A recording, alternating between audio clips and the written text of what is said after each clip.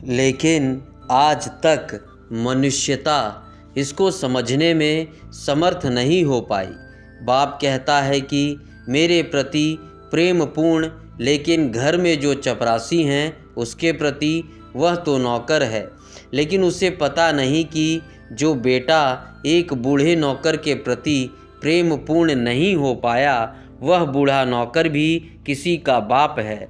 वह आज नहीं, कल जब उसका बाप भी बूढ़ा हो जाएगा, उसके प्रति भी प्रेमपूर्ण नहीं रह जाएगा। तब यह बाप पछताएगा कि मेरा लड़का मेरे प्रति प्रेमपूर्ण नहीं है। लेकिन इस बाप को पता ही नहीं कि लड़का प्रेमपूर्ण हो सकता था उसके प्रति भी, अगर जो भी उसके आसपास थे सबके प्रति प्रेमपूर्ण होने की शिक्षा दी गई होती, तो वह इसके प्रति भी प्रेमपूर्ण होता। प्रेम स्वभाव की बात है, संबंध की बात नहीं है। प्रेम रिलेशनशिप नहीं है, प्रेम है स्टेट ऑफ माइंड। वह मनुष्य के व्यक्तित्व का भीतरी अंग है। तो हमें प्रेमपूर्ण होने की दूसरी दीक्षा दी जानी चाहिए एक एक चीज़ के प्रति।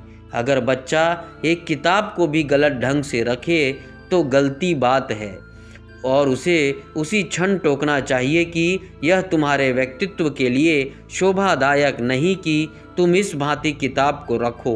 कोई देखेगा, कोई सुनेगा, कोई पाएगा कि तुम किताब के साथ दुर्व्यवहार किए हो, तुम एक कुत्ते के साथ गलत ढंग से पेश आए हो। यह तुम्हारे व्यक्तित्व की गलती है। एक फ़कीर के बाबत मुझे ख्याल आता है। एक छोटा सा फ़कीर का झोपड़ा था।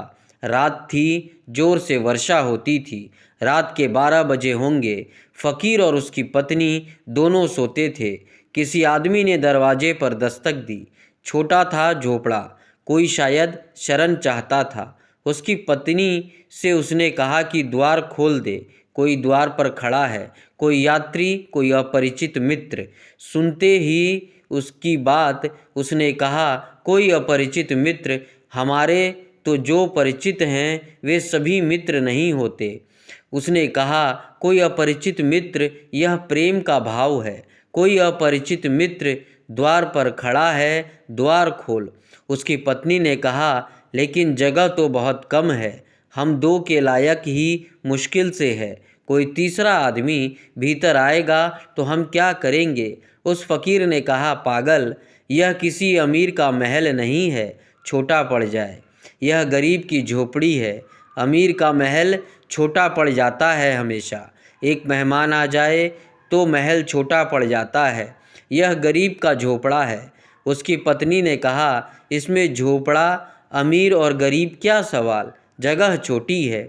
उस फ़कीर ने कहा, जहाँ दिल में जगह बड़ी हो वहाँ झोपड़ा महल की तरह मालूम होता है, और जहाँ दिल में छोटी जगह हो वह झोपड़ा तो क्या, महल भी छोटा और झोपड़ा हो जाता है। द्वार खोल दे। द्वार पर खड़े हुए आदमी को वापस कैसे लौटाया जा सकता है? अभी हम दोनों लेटे थे, अब 3 लेट नहीं सकेंगे, तीनों बैठेंगे। बैठने के लिए काफ़ी जगह है। मजबूर थी पत्नी को दरवाज़ा खोल देना पड़ा। एक मित्र आ गया, पानी से भीगा हुआ, उसके कपड़े बदले, फिर वे तीनों बैठकर गपशप करने लगे।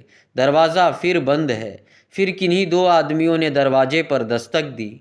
अब उस फ़कीर ने उस मित्र को कहा, वह दरवाजे के पास था, कि दरवाज़ा खोल दो, मालूम होता है कि कोई आया है। उस आदमी ने कहा, कैसे खोल दूं दरवाज़ा, जगह कहाँ है यहाँ? वह आदमी अभी 2 घड़ी पहले आया था खुद, और भूल गया यह बात कि जिस प्रेम ने मुझे जगह दी थी वह मुझे जगह नहीं दी थी, प्रेम था उसके भीतर, इसलिए जगह दी थी। अब फिर कोई दूसरा आ गया, फिर जगह बनानी पड़ेगी। लेकिन उस आदमी ने कहा, नहीं, दरवाज़ा खोलने की ज़रूरत नहीं, मुश्किल से हम 3 बैठे हुए हैं। वह फ़कीर हंसने लगा। उसने कहा, बड़े पागल हो, मैंने तुम्हारे लिए जगह नहीं की थी, प्रेम था इसलिए जगह की थी। प्रेम अब भी है, वह तुम पर चूक नहीं गया और समाप्त नहीं हो गया। दरवाज़ा खोलो, अभी हम दूर दूर बैठे हैं, फिर हम पास पास बैठ जाएंगे। पास पास बैठने के लिए काफ़ी जगह है और रात ठंडी है। पास पास बैठने में आनंद ही और होगा। दरवाज़ा खोलना पड़ा। 2 आदमी भीतर आ गए। फिर वे पास पास बैठकर गपशप करने लगे और थोड़ी ही देर बीती है और रात आगे बढ़ गई है और वर्षा हो रही है और एक गधे ने आकर सिर लगाया दरवाजे से। पानी में भीग गया है। वह रात शरण चाहता है। उस फकीर ने कहा कि मित्रों, वे 2 मित्र दरवाजे पर बैठे हुए थे जो पीछे आए थे। दरवाज़ा खोल दो। कोई अपरिचित मित्र फिर आ गया। उन लोगों ने कहा, यह मित्र वगैरह नहीं है, यह गधा है। इसके लिए द्वार खोलने की कोई ज़रूरत नहीं है। उस फकीर ने कहा, तुम्हें शायद पता नहीं, अमीर के दरवाजे पर आदमी के साथ भी गधे जैसा व्यवहार किया जाता है। यह गरीब का झोपड़ा है। हम गधे के साथ भी आदमी जैसा व्यवहार करने की आदत से भरे हैं। दरवाज़ा खोल दो। पर वे दोनों कहने लगे, जगह? उस फकीर ने कहा, जगह बहुत है, अभी हम बैठे हैं, अब हम खड़े हो जाएंगे। खड़े होने के लिए काफ़ी जगह है और फिर तुम घबराओ मत। अगर ज़रूरत पड़ेगी तो मैं हमेशा बाहर होने के लिए तैयार हूँ। प्रेम इतना कर सकता है। एक लविंग एटीट्यूड, एक प्रेम पूर्ण हृदय बनाने की ज़रूरत है। जब प्रेम पूर्ण हृदय बनता है तो व्यक्तित्व में एक तृप्ति का भाव, एक रसपूर्ण तृप्ति।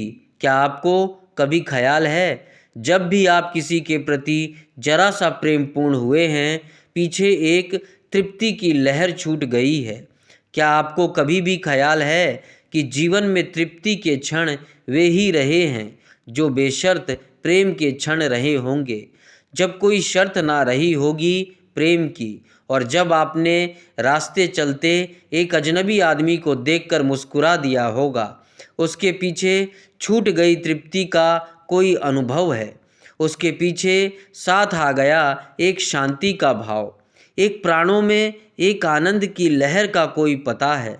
जब राह चलते किसी आदमी को उठा लिया हो, किसी गिरते को संभाल लिया हो, किसी बीमार को एक फूल दे दिया हो, इसलिए नहीं कि वह आपकी माँ है, इसलिए नहीं कि वह आपका पिता है, नहीं, वह आपका कोई भी नहीं है, लेकिन एक फूल किसी बीमार को दे देना आनंदपूर्ण है। व्यक्तित्व में प्रेम की संभावना बढ़ती जानी चाहिए। वह इतनी बढ़ जानी चाहिए पौधों के प्रति, पक्षियों के प्रति, पशुओं के प्रति, आदमियों के प्रति, अपरिचितों के प्रति, अनजान लोगों के प्रति, विदेशियों के प्रति, जो बहुत दूर हैं उनके प्रति, चांद तारों के प्रति प्रेम हमारा बढ़ता चला जाए। जितना प्रेम हमारा बढ़ता है उतनी ही सेक्स की जीवन में संभावनाएं कम होती चली जाती है। प्रेम और ध्यान दोनों मिलकर उस दरवाजे को खोल देते हैं जो परमात्मा का दरवाज़ा है। प्रेम, धन, ध्यान बराबर परमात्मा। प्रेम और ध्यान का जोड़ हो जाए और परमात्मा उपलब्ध हो जाए, और उस उपलब्धि से जीवन में ब्रह्मचर्य फलित होता है। फिर सारी ऊर्जा एक नए ही मार्ग पर ऊपर चढ़ने लगती है। फिर वह कर निकल जाती है, फिर बह कर निकल जाती है, फिर जीवन से बाहर निकल कर व्यर्थ नहीं हो जाती, फिर जीवन के भीतरी मार्गों पर गति करने लगती है। उसका एक ऊर्ध्व गमन, एक ऊपर की तरफ यात्रा शुरू होती है। अभी हमारी यात्रा नीचे की तरफ है। सेक्स ऊर्जा का अधोगमन है, नीचे की तरफ बह जाना है। ब्रह्मचर्य ऊर्जा का ऊर्ध्वगमन है, ऊपर की तरफ उठ जाना है। प्रेम और ध्यान ब्रह्मचर्य के सूत्र हैं। तीसरी बात कल आपसे करने को है कि ब्रह्मचर्य उपलब्ध होगा तो क्या फल होगा, क्या होगी उपलब्धि, क्या मिल जाएगा। ये 2 बातें मैंने आज आपसे कही, प्रेम और ध्यान। मैंने यह कहा कि छोटे बच्चों से इनकी शिक्षा शुरू हो जानी चाहिए। इससे आप यह मत सोच लेना कि अब तो हम बच्चे नहीं रहे, इसलिए करने को कुछ बाकी नहीं है। यह आप मत सोचकर चले जाना, अन्यथा मेरी मेहनत फिजूल गई। आप किसी भी उम्र के हो, यह काम शुरू किया जा सकता है। यह काम कभी भी शुरू किया जा सकता है।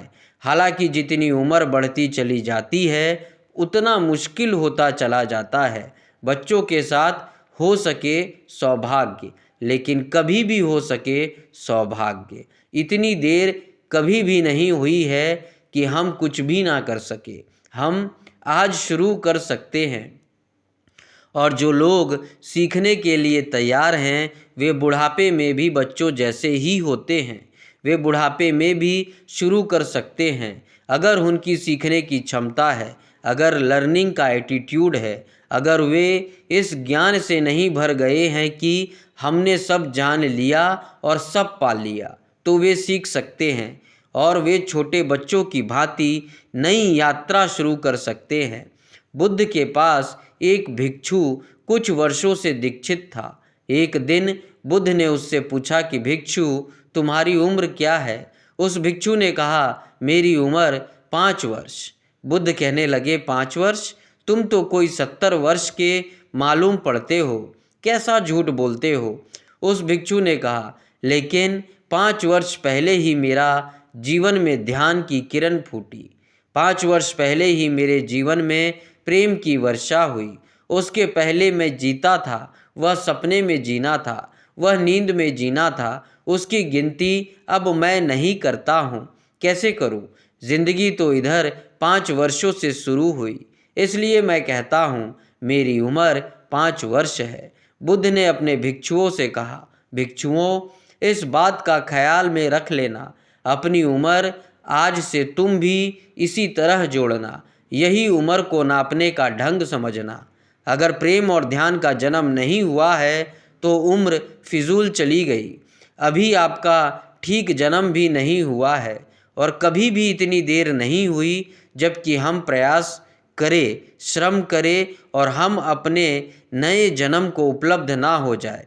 इसलिए मेरी बात से यह नतीजा मत निकाल लेना आप तो अब बचपन के पार हो चुके हो, इसलिए यह बात आने वाले बच्चों के लिए है। कोई आदमी किसी भी क्षण इतनी दूर नहीं निकल गया है कि वापस ना लौट आए। कोई आदमी कितने ही गलत रास्तों पर चला हो, ऐसी जगह नहीं पहुंच गया है कि ठीक रास्ता उसे दिखाई ना पड़ सके।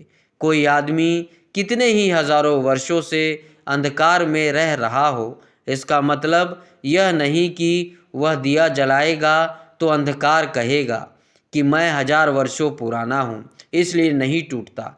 दिया जलाने से एक दिन का अंधकार भी टूटता है, हजारों साल का अंधकार भी उसी तरह टूट जाता है। दिया जलाने की चेष्टा बचपन में आसानी से हो सकती है, बाद में थोड़ी कठिनाई है, लेकिन कठिनाई का अर्थ असंभावना नहीं है। कठिनाई का अर्थ है थोड़ा ज़्यादा श्रम, कठिनाई का अर्थ है थोड़ा ज़्यादा संकल्प, कठिनाई का अर्थ है थोड़ा ज़्यादा लग्नपूर्वक, ज़्यादा सातत्य से तोड़ना व्यक्तित्व की जो बंधी धाराएं हैं उनको, और नए मार्ग खोलने पड़ेंगे। लेकिन जब नए मार्ग की ज़रा सी भी किरण फूटनी शुरू होती है तो सारा श्रम ऐसा लगता है कि हमने कुछ भी नहीं किया और बहुत कुछ पा लिया है। जब एक किरण भी आती है उस आनंद की, उस सत्य की, उस प्रकाश की, तो लगता है हमने तो बिना कुछ किए पा लिया है, क्योंकि हमने जो किया था उसका तो कोई भी मूल्य नहीं था। जो हाथ में आ गया है वह तो अमूल्य है। इसलिए यह भाव मन में आप ना लेंगे, ऐसी मेरी प्रार्थना है। मेरी बातों को इतनी शांति और प्रेम से सुना उसके लिए बहुत बहुत अनुग्रहित हूँ, और अंत में सबके भीतर बैठे परमात्मा को प्रणाम करता हूँ। मेरा प्रणाम स्वीकार करें। अगर वीडियो पसंद आया हो तो चैनल को लाइक और सब्सक्राइब करना ना भूलें।